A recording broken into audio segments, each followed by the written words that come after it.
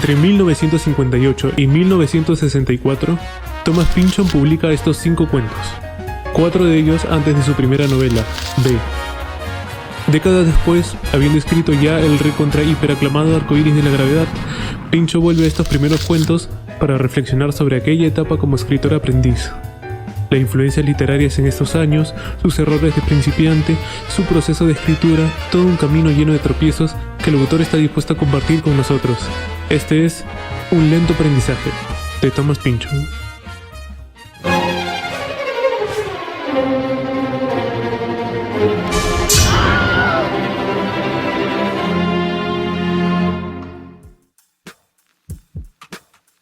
Una de las primeras cosas que me gusta aprender de los artistas es qué artistas lo influenciaron a él. Thomas Pynchon menciona a la generación Beat, menciona libros como To the Finland Station y autores como John Buchan, pero también menciona a un artista que influyó tremendamente en la vida del autor, y este era un músico, un compositor, Spike Jonze.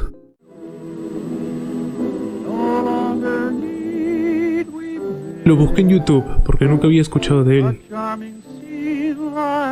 En serio me intrigaba. ¿En qué sentido un músico ha influido en este autor? ¿Qué puede haber de Pynchon aquí?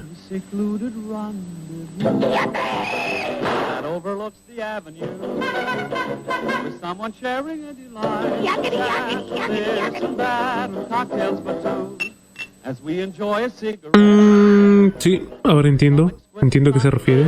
Sí, ajá. Sí. Spike Jonze. Pynchon menciona a Jonze cuando habla del surrealismo como algo que debe tratarse con sumo cuidado y técnica. En la escritura, esto es lo que ha supuesto más tropiezos para el autor. El último cuento en este libro, llamado La integración secreta, es para Pynchon un ejemplo de cómo se le puede ir la mano en este aspecto. Aquí en el canal tenemos una reseña de Vineland, donde creo que ocurre algo similar. El surrealismo y la caricatura funcionan bien en unas partes y en otras más bien pierde el lector. Ahora, dicho eso, La integración secreta, de hecho me pareció un cuento muy entretenido, y definitivamente es el mejor cuento en esta colección. Pero volvamos al libro. Un tema recurrente en Thomas Pynchon parece el de la juventud extendida. Parece que al autor le llaman estos personajes que no logran del todo adaptarse a la vida adulta. Incluso de viejos, siguen siendo irresponsables, infantiles, reacios al compromiso, algo que Thomas Pynchon asocia mucho con los 60, y esta sensación de juventud eterna que se vivía. Es más, esta época le ha servido de material para 3 novelas. Sobre esto también vale mencionar un personaje que es el máximo representante de los adultos infantiles, Pig Bodine, solo que este además es sumamente grosero, como lo señala su mismo nombre, Pig, cerdo. Es uno de los personajes más cómicos de Thomas Pynchon, y aquí aparece en el cuento Tierras Bajas, pero también aparece en la novela B, aunque hay cameos de personajes con el apellido Bodine en otra de sus novelas. Dicho todo eso, ya antes de los 60 había crecido esta influencia juvenil, y en la literatura con la generación Beat. Estos muchachos irrumpieron en la escena como opuestos a los modelos literarios clásicos y a las normas del buen gusto que imperaban en la época.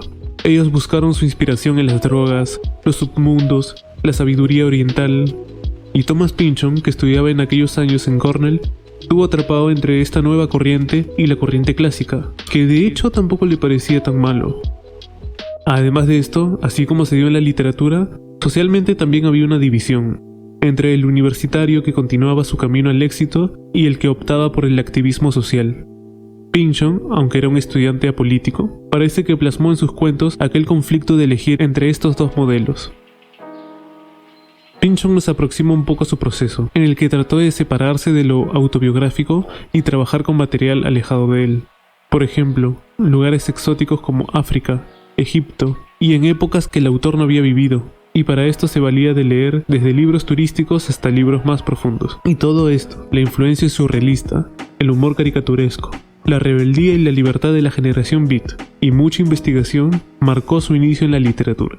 Sobre los errores que el mismo autor ve en sus cuentos, podemos enlistar algunos que menciona a modo de lecciones. Por ejemplo, 1. No presumir de tener buen oído para los acentos y dejos si es que aún no lo tienes. Como lo dijimos en la reseña de Vineland, Pynchon tiene buen oído para las palabras extranjeras. Sin embargo, en estos cuentos aún no desarrollaba esa habilidad, y según él, ni siquiera eran los acentos correctos. 2. No intentar hacer tu historia literaria. Es decir, no agregues imágenes poéticas que no necesitas y no utilices palabras rebuscadas solo para verte bien. Y si lo haces, dice Pynchon, al menos revisa bien qué significan. 3. Revisar tus datos. Pynchon utiliza muchos conceptos y términos que encuentra desde libros científicos hasta en las cubiertas de vinilos. Como un escritor joven, que básicamente no sabe nada de la vida, uno debe estar consciente de su ignorancia e investigar bien. Y en época de la información, nos dice Pynchon, ya no hay excusa para los pequeños errores estúpidos. 4. Cuidado de enamorarse de conceptos y dejar de lado lo humano. Esta es una recomendación que hace a partir de su cuento Entropía, que escribió a partir de conceptos que extrajo de estos dos libros. Se enfocó tanto en estos conceptos que los personajes y sus dramas terminaron siendo muy frívolos y sintéticos. El autor hace la siguiente cita: la lección es triste pero verdadera. Sé demasiado conceptual, demasiado listo y remoto, y tus personajes se morirán en la página. Se me ocurre un cineasta que le haría bien este consejo. Hay otros consejos que uno puede rescatar de aquí, pero se los dejaré para que lo lean en el libro.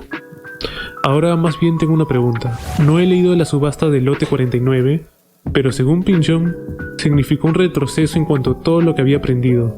Para quienes lo hayan leído, ¿qué tan cierto es esto? ¿Qué tan objetivo es esta crítica?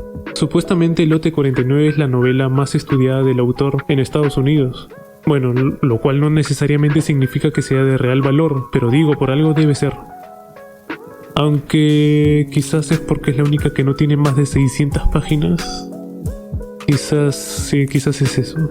En fin, me gustaría saber su opinión. Por ahora les recomiendo este libro y de hecho les recomiendo leer o primero los cuentos y luego la introducción, o terminar un cuento y volver a la intro para ver qué opina el autor.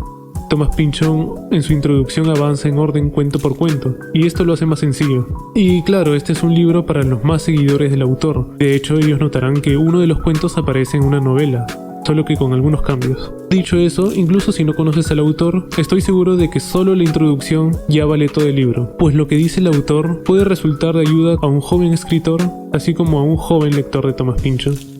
Vale la pena, así como vale la pena suscribirse a este canal. Estamos sacando reseñas más seguidas y tratamos de que con cada video se mejoren estas. Así que gracias por ver todo este video y nos veremos en el siguiente.